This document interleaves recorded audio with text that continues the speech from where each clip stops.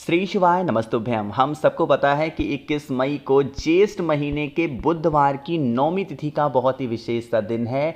और जब भी बुधवार के दिन नौमी तिथि पड़ जाए तो आप लोग को हरी चूड़ियों का ये उपाय ज़रूर करना चाहिए। माता अशोक सुंदरी का आशीर्वाद आपके घर परिवार के ऊपर हमेशा बना रहता है और आपकी चाहे वो कितनी भी पुरानी मनोकामना हो, विशेष हो, वो इच्छा भी पूरी ज़रूर होती है ना। तो ये बहुत ही अलग सा, बहुत ही प्यारा सा उपाय है, तो करना ज़रूर है। स्क्रीन पे आप लोगों को दिखाई दे रहा होगा एक फ़ोटो जिसमें आपको हरी चूड़ियाँ दिखाई दे रही हैं। अब ये नहीं ज़रूरी है कि 5 चूड़ियाँ लेनी है, 6 चूड़ियाँ लेनी है, 10 लेनी है। एक डिब्बी नॉर्मल सी हरी चूड़ियाँ ले लेना, मार्केट में 20 से 25 रुपए में मिल जाएगी, ठीक है ना। चूड़ियाँ ले लिया। अब समझो कि उन चूड़ियों का हमें करना क्या है ना। देखो, नियम ये कहता है कि जब बुधवार की नौमी तिथि पड़ती है, कब?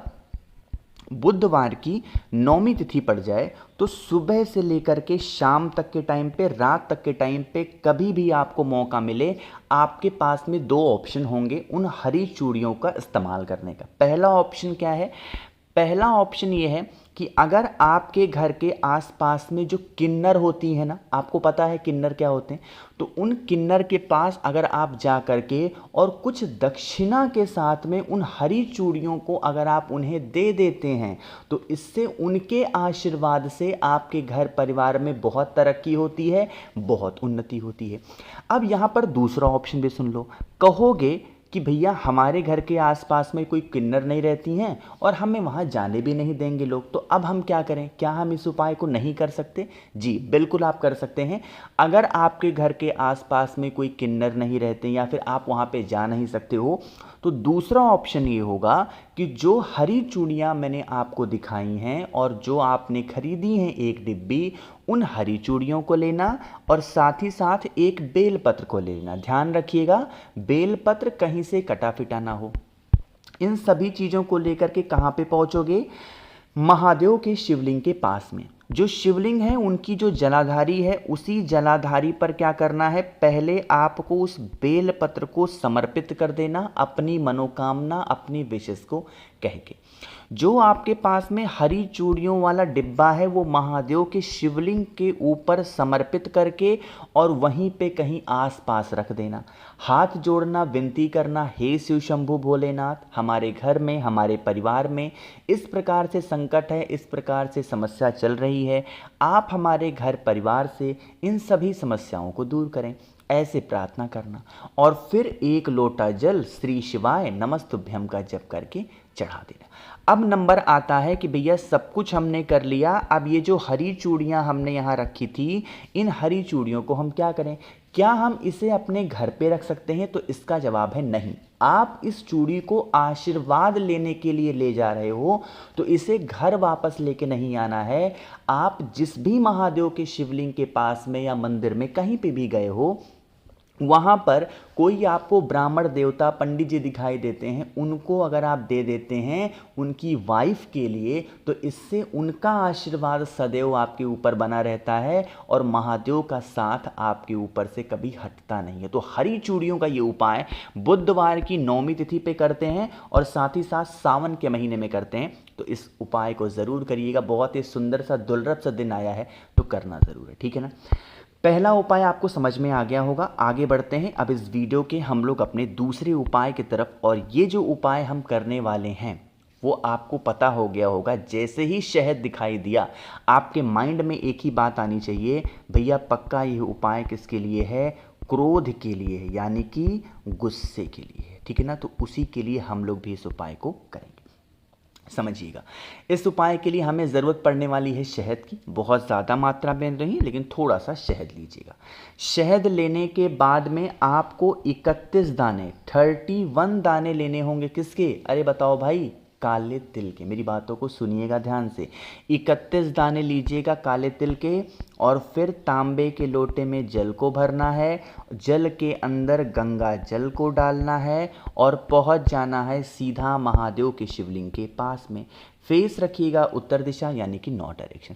अच्छा देखो, एक 10 सेकंड आपका टाइम लूँगा मैं, थोड़ी सी बात समझानी है। देखो, आपके घर में कोई इंसान अगर बहुत क्रोध कर रहा है ना, बहुत गुस्सा कर रहा है ना, तो आप पहली बात तो थोड़ा सा उसके गुस्से को रिएक्ट करना बंद कर दो। ठीक है ना। वो गुस्सा कर रहा है तो ध्यान ही मत दो, थोड़ा सा इग्नोरेंस की कैपेसिटी अपने अंदर लेकर के आओ। गुस्सा किए जा रहा किए जा रहा किए जा रहा, और आप जितना ही उसको टोकोगे किसी चीज़ के लिए वो इतना ही ज़्यादा हाइपर होगा। और अगर कोई भी व्यक्ति किसी वक्त, चाहे वो स्त्री के रूप में हो चाहे वो पुरुष के रूप में हो, अगर वो गुस्से में हैं तो उस समय उनसे बातें ना करें। जब उनका गुस्सा शांत हो जाए तब जा कर के उनसे प्रेम से बातें करें, तो उस व्यक्ति को समझ में भी आएगा। यहाँ पर देखने को मिलता है कि अगर कोई इंसान गुस्से में है तो इंसान उठा मारने लगा, पीटने लगा, गाली दिया, ये सब चीज़ें नहीं करना चाहिए। इससे क्या होगा कि वो इंसान और क्रोध होगा, आप उसके गुस्से को और बढ़ा दोगे ना। तो थोड़ा सा शालीनता अपने अंदर लेकर के आओ, ठीक। चलो अब बातें कर लेते हैं उस उपाय की। जो मैंने आप लोग को शहद दिखाया ना, सबसे पहला काम करना है उस शहद का लेपन महादेव के शिवलिंग के ऊपर कर दो, जैसे मैंने कर दिया आप भी कर दो। लेपन करने के बाद में एक नाम यहाँ मैं लिखने जा रहा हूँ, उस नाम को पहले आप नोट करो। क्या लिखा हुआ है? श्रम्भेश्वर। स्वयंभेश्वर भी कुछ लोग कहते हैं, कुछ लोग श्रम्भेश्वर कहते हैं, जो भी आपको याद हो आप बोल सकते हो, चाहे श्रम्भेश्वर बोल दो या स्वयंभेश्वर बोल दो, जो भी बोलना। करने के बाद में आपके पास में जो काला तिल है ना, उस काले तिल को इसी शहद के ऊपर शंभेश्वर महादेव के नाम से ही क्या करना है? समर्पित करना है। और फिर समर्पित करने के बाद में 1 लोटा जल चढ़ा देना। इससे आपके घर परिवार में चाहे वो कितना भी क्रोध करने वाला इंसान होगा, कितना भी गुस्सा करने वाला इंसान होगा, उसके गुस्से में आपको बहुत ज़्यादा फर्क देखने को मिलेगा। ये बहुत आसान सा उपाय है गुस्से के लिए, क्रोध के लिए, ठीक है ना।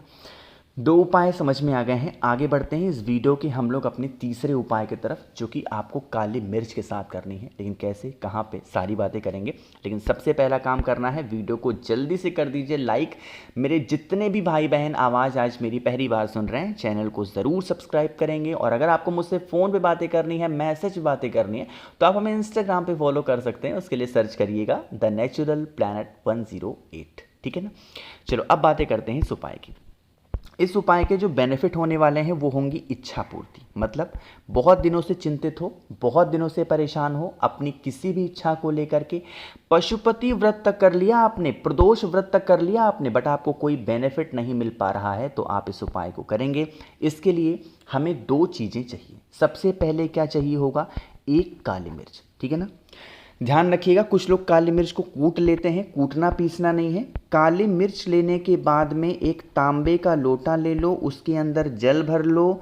जल के अंदर उस 1 काली मिर्च को डालेंगे। साथ ही साथ एक चीज़ आपको और डालनी है, और वो होगा चावल का 1 दाना, जो कहीं से खंडित ना हो, टूटा ना हो, क्रैक ना हो, है ना। फिर क्या करना है? आपको जाना होगा वट वृक्ष के नीचे। कहाँ पे जाओगे? बरगद। अगर बरगद पेड़ के नीचे नहीं जा पा रहे हो तो आपको अपने ही घर में जो महादेव का शिवलिंग है ना, वहाँ पे जा सकते हो। अब यहाँ पर एक नियम समझिएगा, मैं यहाँ पे कुछ बनाने की कोशिश कर रहा हूँ। जैसे 1 मिनट, अब 1 मिनट में शिवलिंग आपको दिखा दूँ, फिर ध्यान, ठीक है। देखो अब क्या करना है, आपके पास अगर बरगद पेड़ के नीचे नहीं जा पा रहे हो तो यहाँ पे उपाय करेंगे। आपको पता है कि महादेव का पूरा परिवार शिवलिंग के ऊपर ही विराजमान है। क्या करिएगा, शिवलिंग पे जो 5 स्थान होते हैं जो पूज्य गुरु जी ने बताए हैं, सबसे पहले उस जल को भगवान गणेश, फिर भगवान कार्तिकेय, फिर माता अशोक सुंदरी, फिर माता के हस्तकमल, और फिर बचे हुए जल को महादेव के शिवलिंग के ऊपर, जो आपकी विशेष हों, जो आपकी मनोकामना हो, वो कहते हुए अगर आप समर्पित करते हैं तो इससे आपकी विशेष बहुत जल्दी पूरी होती हैं, ठीक है ना।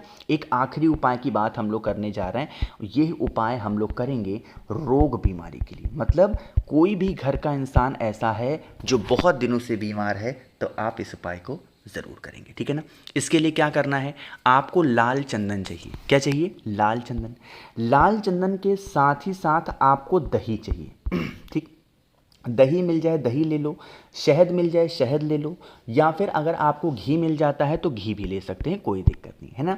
साथ ही साथ आपको 5 काली मिर्च को लेना है और उसे कूट लेना है, पीस लेना है, बिल्कुल पाउडर बना देना, ठीक है ना। 5 काली मिर्च, और फिर तांबे के लोटे में जल ले करके पहुंच जाना महादेव के शिवलिंग के पास में। आपके पास में जो शहद है या फिर जो आपके पास में जो दही है, कोई भी चीज़ है, उसे पहले महादेव के शिवलिंग के ऊपर लेपन करेंगे, ठीक है ना, लेपन कर दिया।